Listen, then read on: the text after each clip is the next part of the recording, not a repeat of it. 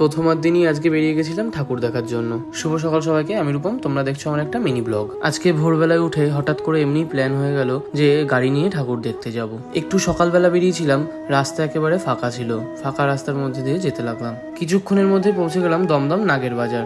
তারপরে ভেতর রাস্তা থেকে চলে গেলাম দমদম সার্বজনীন প্যান্ডেলগুলো দেখার জন্য। আমিও পৌঁছলাম সেখানে, আর বৃষ্টি এদিকে শুরু হয়ে গেল। একটা চায়ের দোকানে দাঁড়িয়ে একটু চা বিস্কুট খেয়ে নিলাম। সবার প্রথমে গেছিলাম দমদম তরুণ সংঘ, কিন্তু বৃষ্টির কারণে লাইটগুলো সব অফ করে রেখেছিল, এরকম ভাবে একটা ভিডিও করতে পারলাম না। তারপরে দেখলাম দমদম ভারত চক্র, এখানেও একই বন্ধ করে রেখেছে, মানে আজকের দিনটাই পুরো আমার গেল। তারপরে শেষ পর্যন্ত দমদম তরুণ দলের প্যান্ডেলটা খোলা পাই। এই প্যান্ডেলটার থিম ছিল ছাপ। ভেতরে ঢুকে দেখি পুরো প্যান্ডেলের স্ট্রাকচারটা ছিল হাতে তৈরি। হাতে তৈরি বলার কারণ যে কাঠের কাজগুলো হয়েছে সব নিখুঁতভাবে হাত দিয়ে আস্তে আস্তে করা হয়েছে। ভেতরে ঢোকার পর এই যে পায়ের ছাপটা রয়েছে, এটাই হচ্ছে মা দুর্গার পায়ের ছাপ। এই জিনিসটাকেই বেস করে এই থিমটা তৈরি হয়েছে। তারপর আশেপাশের দেওয়ালে দেখলাম প্রত্যেকটা জিনিসের নিজের একটা ছাপ রয়েছে, সেই ছাপটাকেই তুলে ধরেছে এই থিমটাতে। তারপরে ভেতরে ঢুকে দুর্গা ঠাকুরের ওপরেও দিয়ে রেখেছে ছাপ।